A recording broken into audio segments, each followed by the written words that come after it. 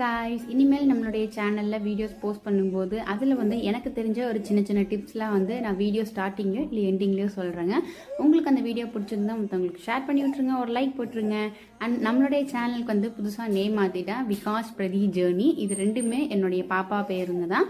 So first வந்து விகாஷினி என்னுடைய பெரிய பாப்பா பேர், ரெண்டாவது வந்து பிரதீக்ஷா என்னுடைய சின்ன பாப்பா பேர். ஆல்ரெடி நான் சொல்லியிருப்பேன். ஸோ இனிமேல் அவங்களுடைய பேரில் தான் நம்மளுடைய சேனல் இருக்கும். ஸோ யாரும் கன்ஃபியூஸ் ஆகிக்க வேண்டாம். அண்ட் இன்னைக்கான டிப்ஸ் என்னன்னு பார்த்தீங்கன்னா, நம்மளுடைய தோசைக்கல்ல சீசனிங் பண்ணி வச்சாலுமே தோசை ஒட்டாமல் வரக்கு நான் என்ன ஃபாலோ பண்ணுவேன் அப்படிங்கிறத உங்ககிட்ட ஷேர் பண்ண போகிறேன்.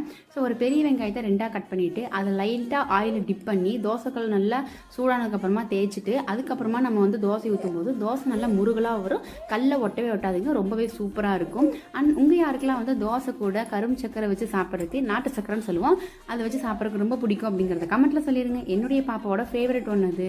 பாய், நாளைக்கு ஒரு வீடியோவில் பார்க்கலாம்.